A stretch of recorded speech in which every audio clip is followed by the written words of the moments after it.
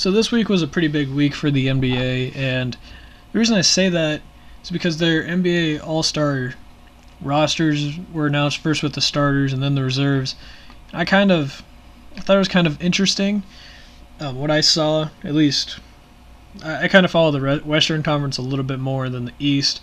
I follow a little bit more of players than teams because I'm not a huge NBA guy, and I've started to notice a couple things, and I'm going to talk about that just a little bit with another hot take thing that you're going to want to listen to. It's going to be really interesting. I think it's a really good topic that a lot of people are trying to think about and are considering nowadays.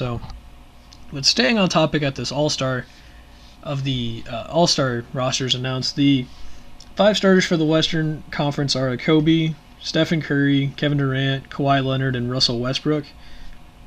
And if you paid attention to those real quick, you hear 3 guards and 2 forwards, I guess is what they're called now. And it's not true. Kobe was actually the front court player. He was the 3rd front court selected. So that's how that works. But I'm going to break it down just a little bit more there. So like I said, Kobe Bryant was a top vote getter. He was a small forward, or I guess I call it front court now. And he was the top vote getter over Stephen Curry, Durant, all of them.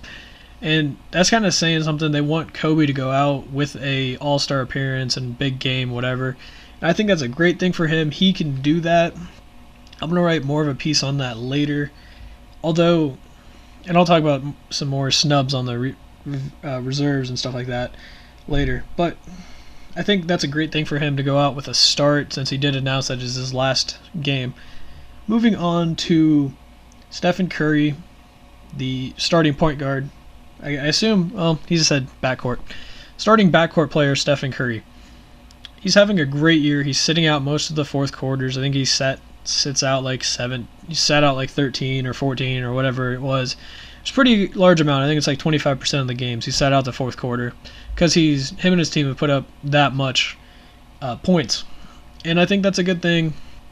He's obviously one of the best players with his three-point shooting, his dribbling ability, all that. I don't agree with it, because he's the future of the league, but the future is a little bit too early, and I'm going to get into that when I talk about my hot topic here in a little bit.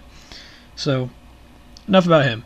On to Kevin Durant, the second front court player selected. He is very deserving. I think he's been in the All-Star game a lot since he got drafted, and I think he's having a little bit down year, at least by his standards, because he's not really talked about. He's still averaging really good 20s, 2010s kind of average, like Durant's supposed to, hitting a bunch of threes like he always does, scoring, leading his team to victories, all that stuff.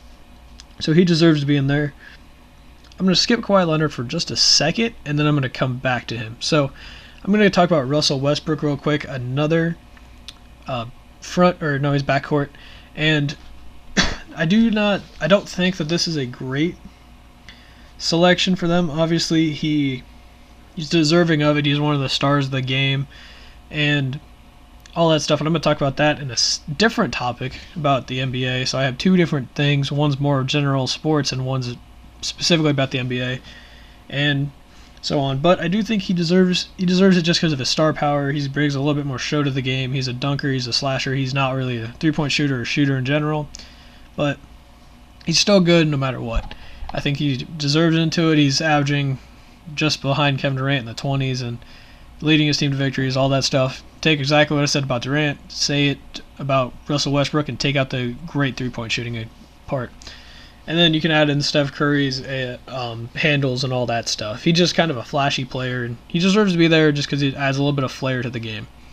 Maybe not as a starter, but who knows? There's not many real good guards in the Western Conference, at least elite level guards like Westbrook and Curry. So, like I said, I'm gonna switch back to Kawhi Leonard real quick. I'm just going off the list on NBA.com, and that was the order they were in. So I'm gonna skip over and go back to Kawhi right now. I think this is his first All-Star starter selection. I know he's been in the All-Star game the past 2 years. He's very deserving of this starter because he knows, like, he's one of the better defenders in the league. He can guard about anyone. He showed that 2 years ago in the finals when he guarded LeBron and did a great job with him and all that stuff. He's a great defender. He's a great all-around offensive playmaker too. I think he could become one of the elite Kevin Durant style guys here in the near future. I don't know quite yet if he's there or not, but I don't know. I think he's going to be he's an up and comer. Right? He's really going to be really good in the coming years. So moving on to the Eastern Conference starters, we got Carmelo Anthony, Paul George, LeBron James, Kyle Lowry, and Dwayne Wade. 4 of those guys, everyone but Lowry, so Melo, Paul George, LeBron James, and D Wade. Almost every year they're going to get elected there. It seems like they've been there like eight years in a row. Each of them, like ever since they were all in the same draft except for Paul George, obviously. But the Melo, LeBron, and Wade were, so every year they've been selected to the starter. So I don't really need to talk about them. They're 3 of the better guys in the league. Everyone but Melo's won the NBA championship. They're all putting up big stats, yada yada. Play on big teams, big names, all that stuff. So, but Paul George, he's a really good selection for this too. He's as well known as LeBron and them, but he's not on their level yet, especially after breaking his leg so bad in the Team USA a couple years ago. But good for him. He deserves to be in that, and I think he's going to be a great guy on that team. The guy I really want to focus on here is Kyle Lowry.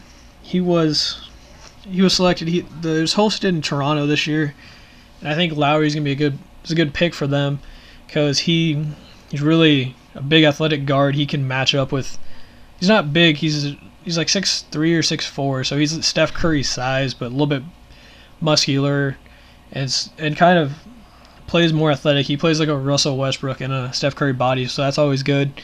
And he just brings a lot of good stuff, and it's a good thing that he plays on the Raptors that are playing Toronto, so they have the Toronto player there, the big name from Toronto, and all that stuff. So I think that's good for both the NBA, Toronto, and Kyle Lowry. He's really deserving of it. So I'm just going to breeze through the reserves real quick.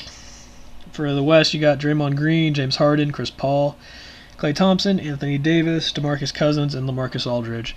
So I just want to talk about Draymond Green and Cousins real quick. Draymond Green is basically the MVP of the Warriors. He brings a lot of hustle, rebounding, the three-pointer, off the bench, all that stuff.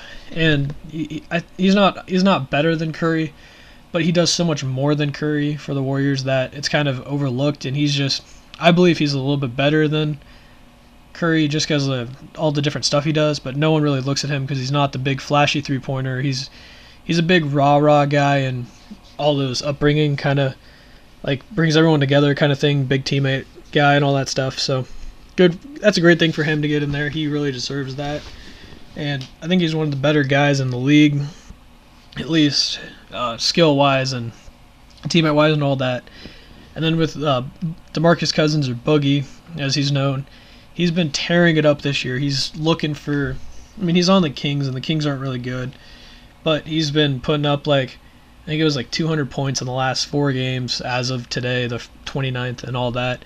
But he's still really good. He's a big center. He's what the league was, but they don't want to leave him up. But he's only 25, so I think this is his 3rd All-Star game, and he should be going to more soon. And I think that's great for him. He's a good big defender, good big offensive big man too, and it's great for him. And I think he's going to do really well in the near future, and I think this is more of a showcase for the Kings to try and trade him for someone good, since he's not really meshing with George Karl or anything like that.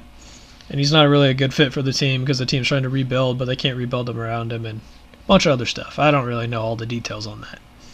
Moving on to the East real quick, you got Jimmy Butler, DeMar DeRozan, Paul Millsap, Andre Drummond, Chris Bosh, John Wall, and Isaiah Thomas. I think this is great for Isaiah Thomas because he was a 60th pick overall a couple of years ago, and now he's the overlooked little guy who's in the All-Star game. He's going to ball out in that game, I guarantee it. Same with Jimmy Butler, who was kind of the second guard to D Rose a couple of years ago, and now he's starting to take it over. He's known for his work ethic and all this stuff, and it's just kind of amazing to me that he can put in all this work and still get overlooked, and that shows just how good he is now that he's an all-star. So, a couple of snubs. I got 3 here. You got Dirk, he's still really good as always, and this might be one of his last years. So I think him, Kobe, and another one I'm going to mention is Duncan wasn't on that list, so do with that what you want, but I think Tim Duncan should be on that list still. Same with Dirk. You put all three of those out there at the same time, that's a huge moment for three older guys in the league. Show them all three great respect. I think that they're all three legends in this game, and maybe not Jordan, all three of them, but still really maybe like a MJ or not MJ, Magic Johnson and all that stuff, but maybe not top tier, but they should be up near in the top 15 at least. And then another one, my last one I'm going to talk about is Rajon Rondo. He leads the league in assists right now. He's averaging 11 a game, and that's his career high too. And I think that's more of how he got suspended earlier in the year, and he did a bunch of.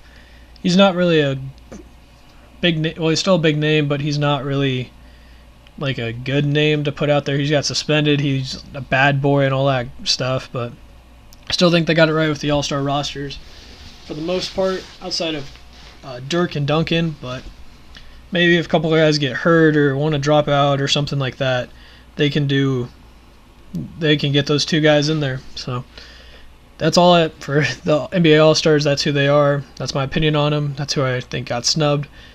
I guess I'm going to move on to another topic here, and that is